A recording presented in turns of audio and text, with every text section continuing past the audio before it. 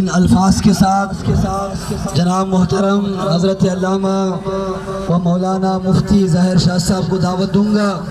حضرت حسان بن ثابت رضی اللہ تعالیٰ عنہ کے الفاظ ہے، اشعار ہے۔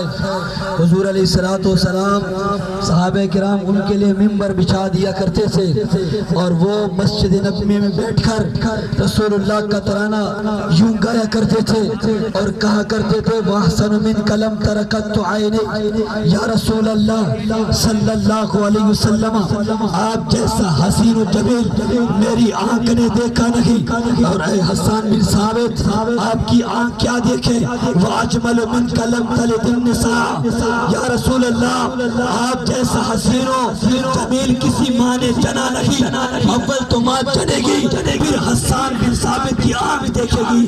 اللہ اکبر۔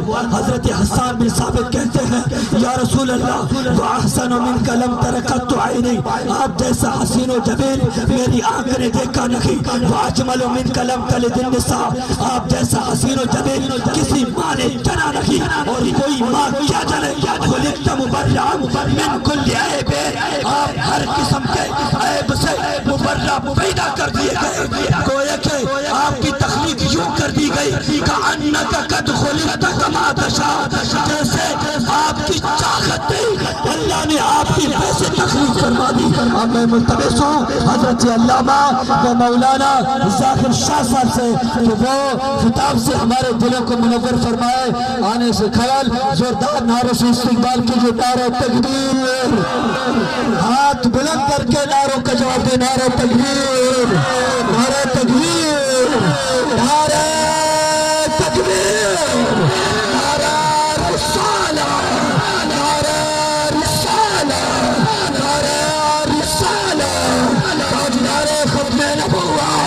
لبیک لبیک لبیک یا رسول اللہ، لبیک لبیک لبیک یا رسول اللہ، لبیک لبیک لبیک یا رسول اللہ، لبیک لبیک لبیک یا رسول اللہ، لبیک لبیک لبیک یا رسول اللہ، لبیک لبیک لبیک یا رسول اللہ، لبیک لبیک لبیک یا رسول اللہ۔ نعرہ رسالہ، انہیں جانا، انہیں مانا، انہیں جانا، انہیں مانا، انہیں جانا، انہیں مانا۔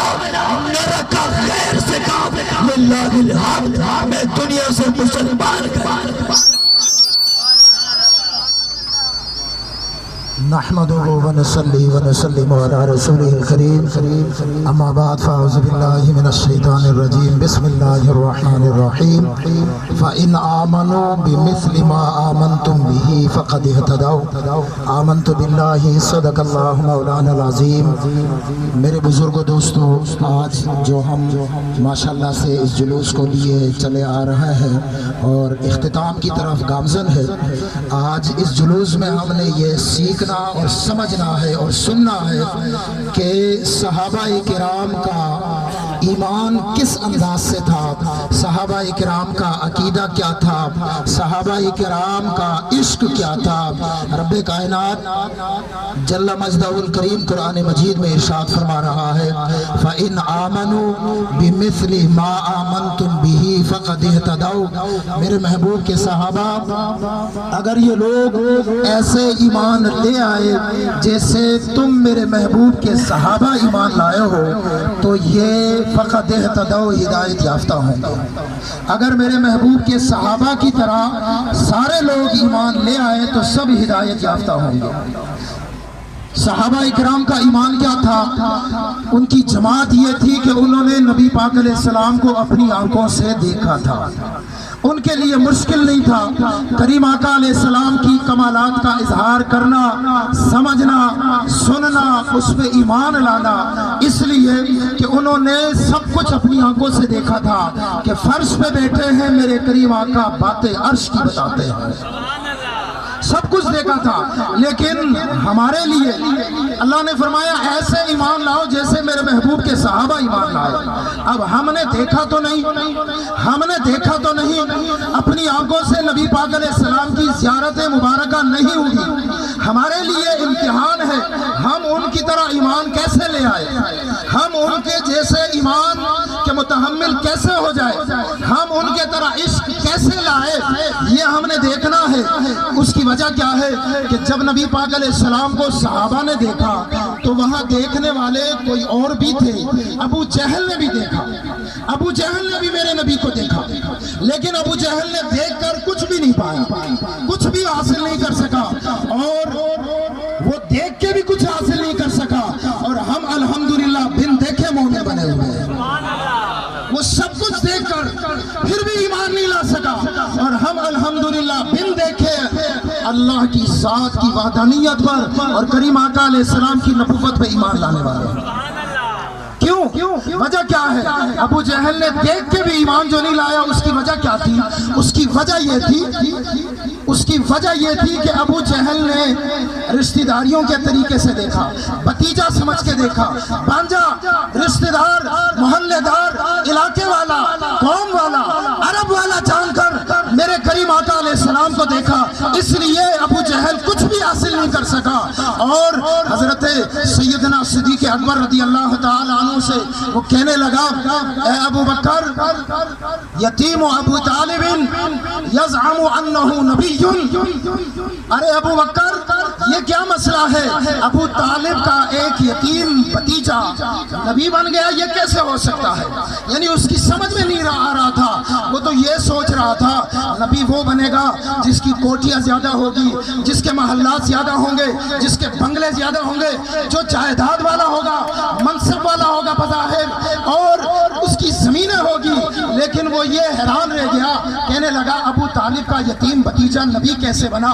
تو مطلب یہ ہے کہ وہ ساری زندگی میرے کریم آقا علیہ السلام کو بھتیجا سمجھ کر، بانجا سمجھ کر، قوم کا سمجھ کر دیکھتا رہ گیا اور کچھ بھی حاصل نہیں کر سکا۔ اور حضرت داتا گنج بخش نے نبی سمجھ کر، نبی جان کر ایمان لایا تو کیا نہیں پایا؟ کیا نہیں پایا پھر؟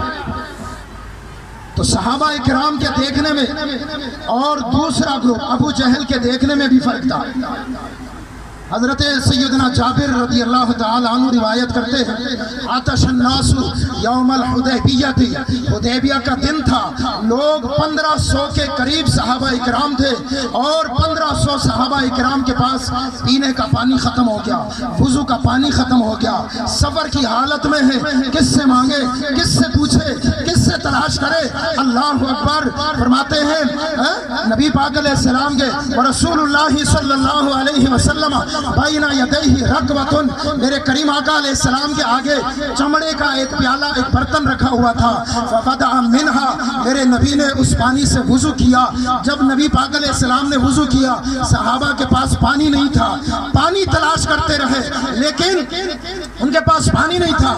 اللہ اکبر فرماتے ہیں والناس، اور لوگ سارے کے سارے نبی پاک علیہ السلام کی طرف چل پڑے، نبی پاک علیہ السلام کی طرف چل پڑے۔ میرے کریم آقا علیہ السلام نے پوچھا، مالکم، کیا ہوا میرے صحابہ، کیوں آئے ہو؟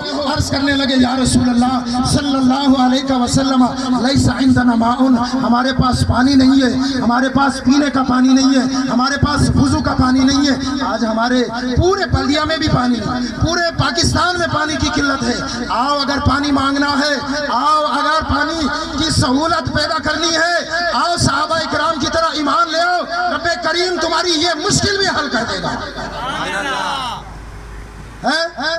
تو صحابہ اکرام نے پوچھا، یا عرض کی، یا رسول اللہ ہمارے پاس پانی نہیں ہے۔ میرے کریم آقا علیہ السلام نے یہ نہیں فرمایا میرے صحابہ میں پانی کہاں سے لاؤں، جو میرے پاس تھا وہ بھی ختم ہو گیا، نہ بلکہ فرمایا میرے صحابہ فکر نہ کرو۔ نبی پاک علیہ السلام نے چمڑے کے اس برتن میں خود اپنے ہاتھ مبارک کی انگلیاں ڈالی، اور انگلیاں ڈال کر حضرت جابر رضی اللہ تعالی عنہ فرماتے ہیں، جب نبی پاک علیہ السلام نے انگلیاں ایسے اٹھائی تو پانچوں کے پانچ انگلیوں سے پانی کے چشمے جاری ہو رہے ہیں۔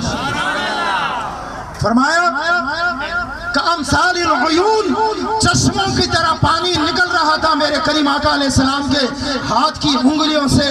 یہاں سارے مسلمانوں کو میں متوجہ کر کے یہ بات بتانا چاہتا ہوں، ذرا سوچئے اس جسم میں جو 7 فٹ کا 8 فٹ کا جسم ہوتا ہے، عام معمولی طور پر یہی ہوتا ہے، نارملی طور پر اس 8 یا 7 فٹ کے جسم میں کتنا پانی ہوگا، کتنا پانی نکلے گا؟ پانی نکلتا رہا، نکلتا رہا۔ یہاں دوسری بات بھی سن لیجئے، جسم سے جب پانی نکلتا ہے، جسم سے جب پانی نکلتا ہے، رطوبت نکلتی ہے، خون نکلتا ہے، وہ پاک بھی نہیں ہوتا ہے، پاک کرنے والا بھی نہیں ہوتا ہے۔ جسم کا پانی نکلا ہوا ہو، اس کو کوئی پیتا بھی نہیں ہے، اس سے کوئی وضو بھی نہیں کرتا ہے۔ آؤ صحابہ کا ایمان لے آؤ، صحابہ جیسے ایمان لے آؤ۔ آؤ مسلمانوں سنو، صحابہ اکرام نے کیا کیا؟ فرمایا فشربنا وتودعنا، ہم سب نے نبی پاک علیہ السلام کے جسم اطہر سے جو پانی نکل رہا تھا، آپ کے انگشت مبارک سے جو پانی نکل رہا تھا، ہم سب نے اس کو پیا بھی، اس سے وضو بھی کیا، سب نے اس سے وضو کیا۔ پوچھنے والے نے پوچھا کم یوم اذن، تم کتنے تھے اس وقت، کتنے تھے تم لوگ؟ جابر کتنی تعداد تھی تمہاری؟ حضرت جابر فرماتے ہیں اس وقت ہماری کیا تھی تعداد؟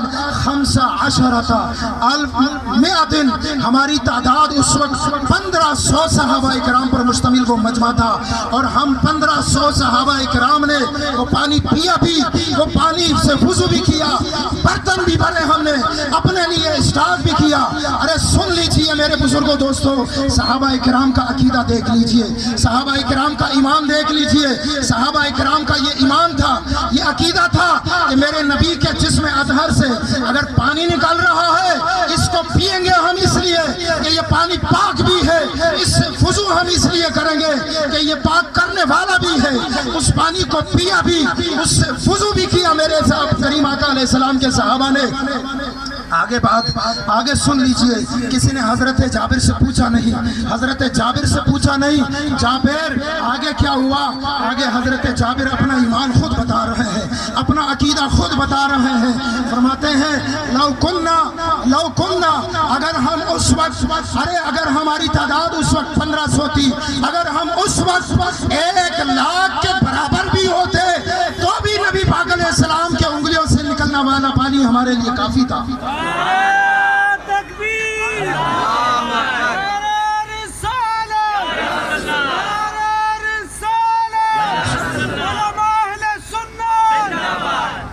فرمایا فَإِنْ آمَنُوا بِمِثْلِ مَا آمَنْتُمْ، اے میرے محبوبو، اے میرے محبوب کے صحابہ، اگر یہ لوگ تمہاری طرح ایمان لے آئے، اگر تمہاری طرح ایمان لائے۔ صحابہ کا ایمان دیکھیے، صحابہ کا ایمان دیکھیے، دیکھا ابو جہل نے بھی، دیکھا صدیق اکبر نے بھی، دیکھا ابو لہب نے بھی، دیکھا حضرت جابر نے بھی۔ حضرت جابر اور دیگر صحابہ اکرام نے یہ نہیں سوچا، اگر ان کا عقیدہ، اگر ان کا ابو جہل والا ہوتا تو یہ سوچتے یار یہ جسم سے پانی نکل رہا ہے، اس کو ہم پیئیں کیسے، یہ پاک کیسے ہوگا، یہ جسم سے پانی نکل رہا ہے، اس سے ہم وضو کیسا کریں؟ نہ، ارے ان صحابہ نے یہ عقیدہ نہیں رکھا کہ یہ ابو طالب کے بھتیجے ہیں، یہ عقیدہ نہیں رکھا کہ یہ عبداللہ کے بیٹے ہیں، بلکہ یہ عقیدہ رکھا کہ یہ ہمارے نبی ہیں اور ان کے جسم سے نکلنے والا پانی بھی پاک ہے، پانی بھی پاک ہے۔ حضرت جابر نے فرمایا اگر ہم 1,00,000 بھی ہوتے، حضرت جابر نے یہ کیوں کہا؟ اس لیے وہاں سمندر تو نہیں تھا، وہاں دریا تو نہیں تھا، وہاں ہوش تو نہیں تھا جس میں اتنا بڑا پانی اسٹاک کیا ہو اور اعلان کر دیا جائے کہ 2 مہینے کا پانی باقی ہے، 1 مہینے کا پانی باقی ہے، 1,000 بندوں کا پانی باقی ہے، 1,00,000 بندوں کا پانی باقی ہے۔ نہ کوئی ہوش نہیں تھا، کوئی دریا نہیں تھا، بلکہ صحابہ کا یہ عقیدہ تھا کہ اب میرے کریم آقا علیہ السلام کے ہاتھ سے جو پانی کے چشمے جاری ہو چکے ہیں، اگر ہم لاتعداد بھی ہو جائے پھر بھی ہمیں کافی ہے۔ اس لیے اللہ نے فرمایا فَإِنْ آمَنُوا بِمِثْلِ مَا آمَنْتُمْ بِهِ، ارے میرے محبوب کے صحابہ کا ایمان لے آؤ، صحابہ کی طرح ایمان لے آؤ۔ اگر تم نے میرے محبوب کے صحابہ جیسے ایمان لے آئے نا فَقَدْ اهْتَدَوْا، تو تم ہدایت والے ہو جاؤ گے۔ اس لیے مسلمانوں آج ہم اپنے نبی کے جشن کی خوشی مناتے ہیں، آمد کی خوشی مناتے ہیں۔ اس لیے ہمارا عقیدہ ابو جہل والا نہیں ہے، بلکہ ہمارا عقیدہ صدیق اکبر والا ہے۔ ہمارا عقیدہ فاروق اعظم والا ہے، ہمارا عقیدہ عثمان غنی والا ہے، ہمارا عقیدہ حضرت علی حیدر کرار مشکل کشا والا ہے۔ اس لیے اہل سنت صدائیں درودوں کی آتی رہے گی، یہ سن کے دل شاد ہوتا رہے گا۔ خدا اہل سنت کو آباد رکھے، محمد کا میلاد ہوتا رہے گا۔ میرے بزرگوں دوستو، آج اہل سنت ہے، آپ نے مقررین سے سنا، الحمدللہ جب بھی میرے نبی کی ناموس کی بات آتی ہے، ختم نبوت کی بات آتی ہے، یہ گروہ، یہ جماعت، یہ غلامان مصطفیٰ ہمیشہ ہر میدان میں آگے ہی آگے رہتے ہیں۔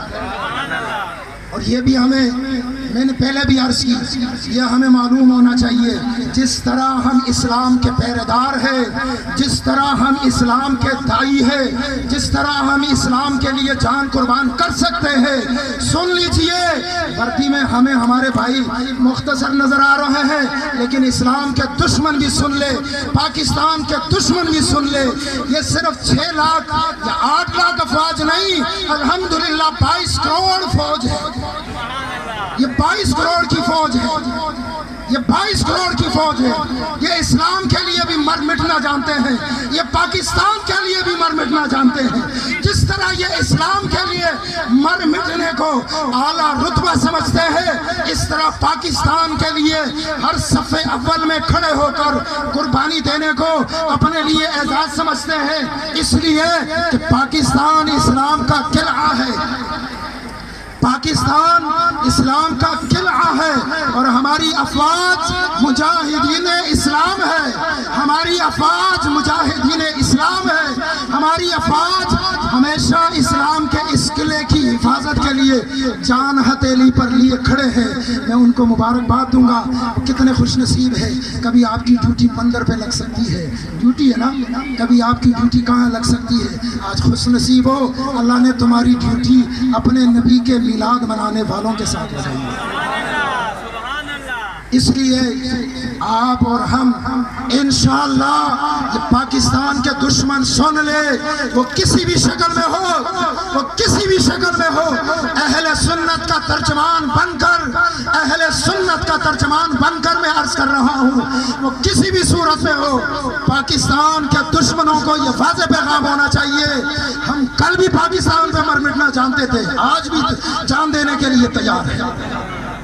اس لیے میرے نبی کی ولادت کا ایک سبق یہ بھی ہے، حب الوطن من الایمان، اپنے وطن سے محبت رکھنا یہ بھی ایمان کا حصہ ہے، یہ بھی ایمان کا حصہ ہے۔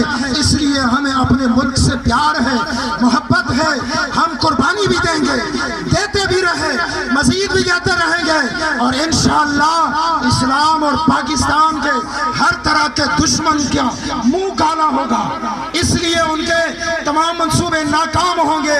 آخر میں یہ بھی بتاتا چلوں، جب ہم اسلام زندہ باد کا نعرہ لگاتے ہیں نا، اسلام زندہ باد، اسلام اسلام اسلام، اس کے ساتھ یہ نعرہ لازمی ہے، پاکستان پاکستان پاکستان، پاک فوج، افواج پاکستان، افواج پاکستان، سندھ رینجر، سندھ پولیس، افواج پاکستان، تمام مسلمانوں کو مبارک ہو کہ آپ خوش نصیب ہیں، اللہ اور اس کے رسول کی رضا کے لیے نکلے ہیں۔ اللہ تعالی ہم سب کی حاضری قبول و منظور فرمائے۔